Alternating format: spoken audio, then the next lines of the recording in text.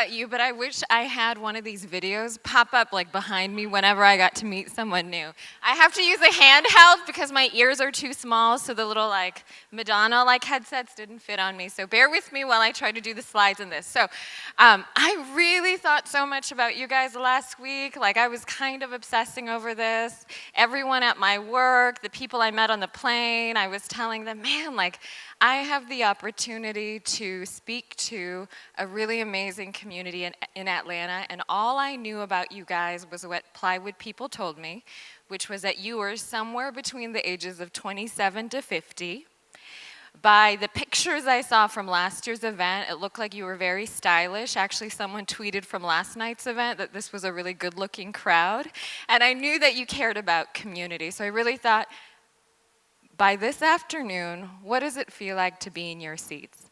And I've been where you are, and there might be a combination of a few different feelings, which might be feeling really inspired by the talks that you just heard, feeling energized, making a promise to yourself that you're going to do something differently, that you're going to take that first action.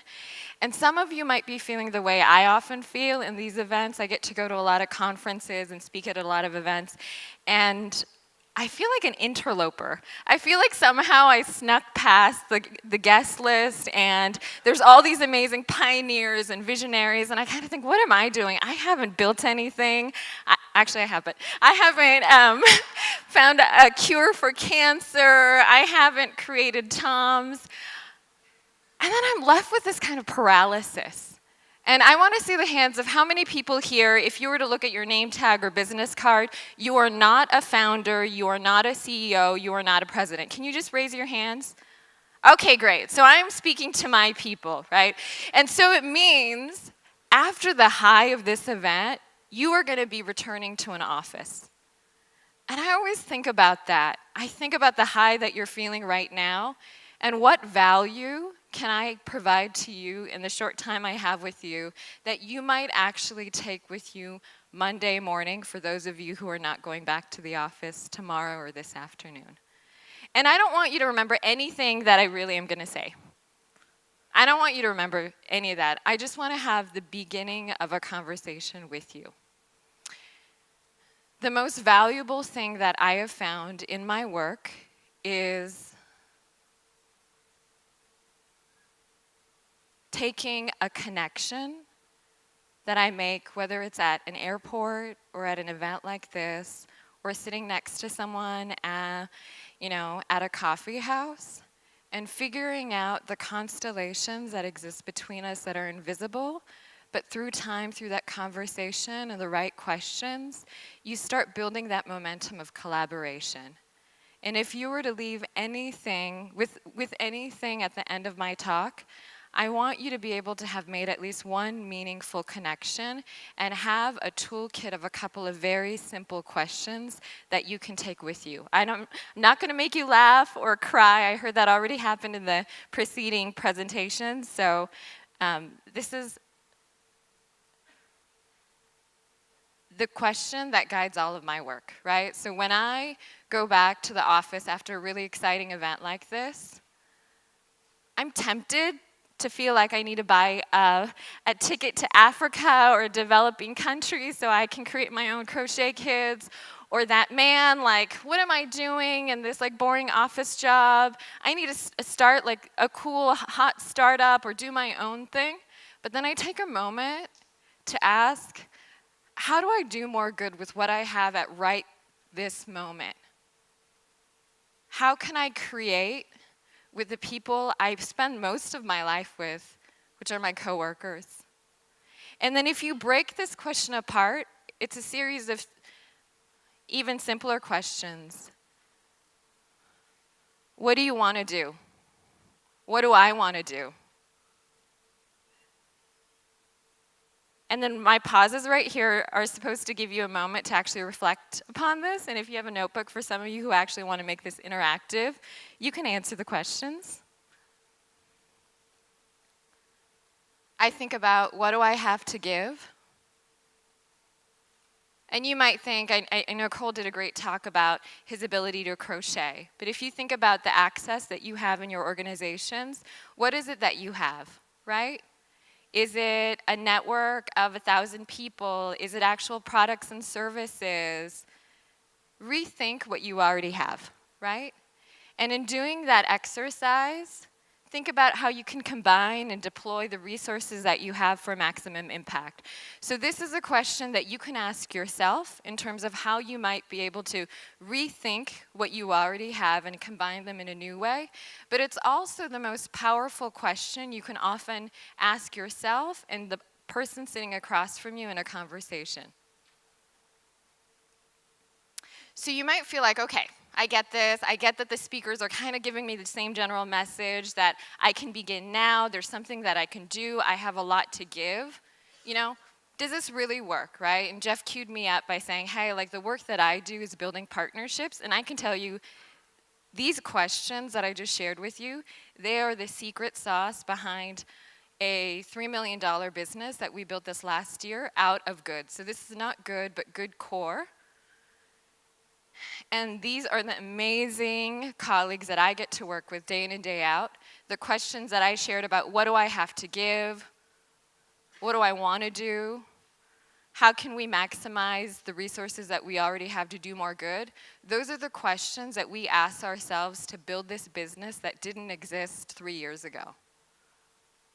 And through those questions, we're able to access some fairly influential organizations, and when we sit across the table from CEOs, CMOs, VPs, directors, those same questions that I shared with you that I encourage you to ask yourself and begin a collaboration with someone else, that really is a secret sauce. I go to a lot of conferences, and there is an amazing woman who calls herself the mother of cause marketing, whose name is Carol Cohn. She runs something called Cohn Marketing, and she's now the head of Edelman's social innovation practice. And she asked me, she said, tell me your secret.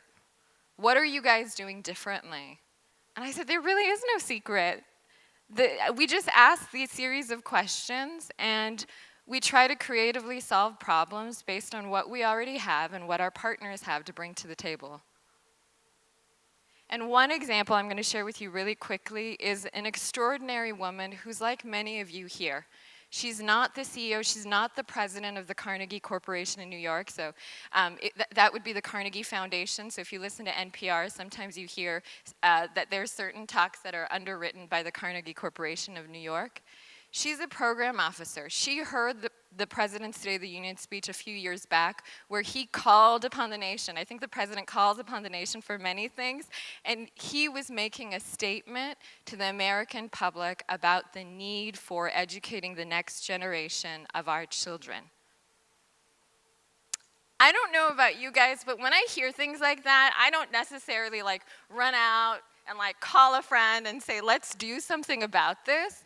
And Talia actually did. She thought about, hey, like what is my vision? What do I want to do?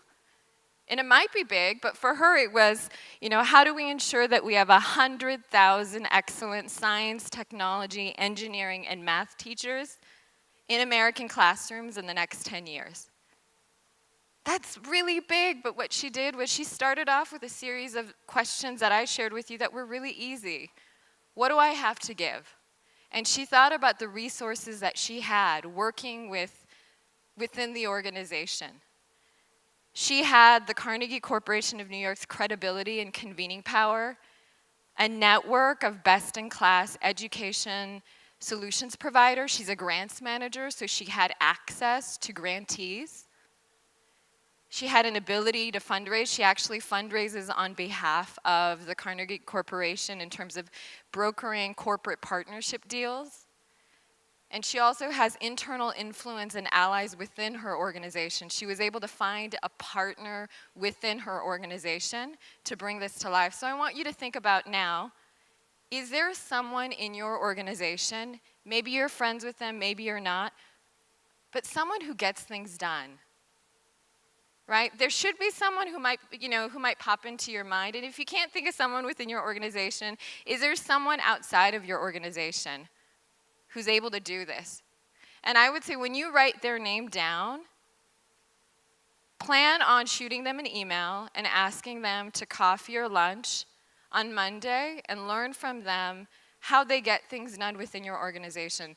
I shared with someone I was last in Georgia 10 years ago when I was working for Habitat for Humanity, and I was young and naive, and I had all these big dreams and aspirations, and I felt like, man, I have these great ideas, but this organization is too slow for me, and I was so naive, and I didn't know how to navigate. I wish I had someone encourage me to find an ally within the organization to maximize the resources that I had within my reach.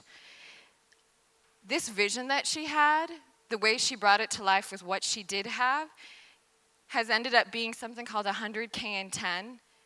It's a collaborative of 150 organizations ranging from Google to LAUSD, the Department of Education of a variety of states are involved in this as well. And it's been praised by President Obama himself, former President Bill Clinton, as well as the Secretary of Education for a model of efficacy and innovation in terms of collaboration.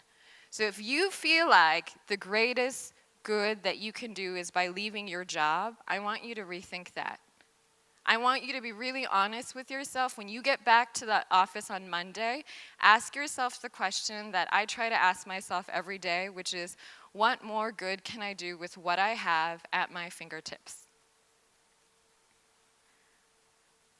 Can I have 2 more minutes? Okay, great. It said 0 here. That's why I look down every once in a while. So if you have a business card, I want you to take it out. Okay, thank you. I'm watching you all. I have a good vantage point here. And write down what you have to give.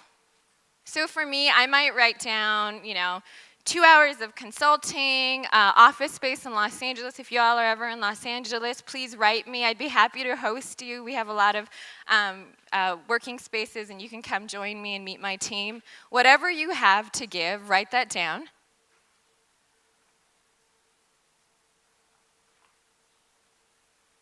And then the next new person that you meet within this event, give them your business card and see what happens. Actually exchange a card with them and see what happens.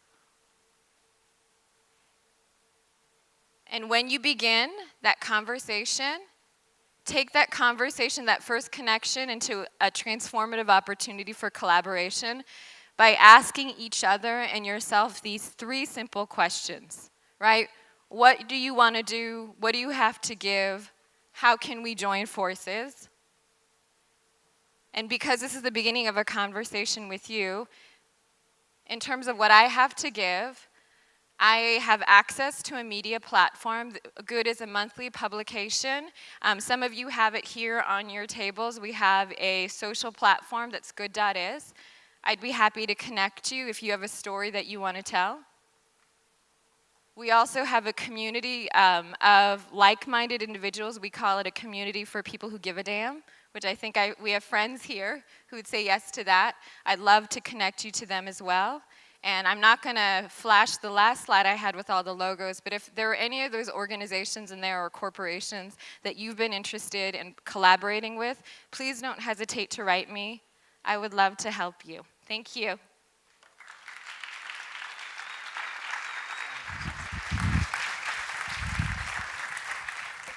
So the one thing I'd love to ask you about related to partnerships is liabilities in partnerships. Like, how do you approach things where it's mutually beneficial and not end up becoming just a liability as you engage partnerships with the work that you do?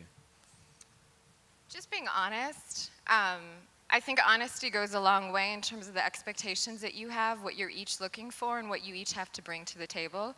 I think being honest in terms of what you're trying to achieve surfaces a lot of good information that you might want to take into consideration before you say yes to the other partner. For instance, I think because of the good brand and the brand equity it has in the social change world, we are often questioned about the partnerships we broker with organizations like Shell or PepsiCo, and those are serious conversations that we have internally before we say yes to anything. But we have our own set of questions that we ask potential partners to make sure this is an arrangement that makes sense for both of us. That's great. I think that's really good advice as you go into these partnerships and collaborations. I also like the experimental aspect of how you finished your talk, of just openly saying, here's what I can give, and then sharing that with someone. I think that's a great communal approach. So thanks, Take Grace. me up on it. If someone actually offers something, take them up on it. Sounds good. Thank you. Thank you.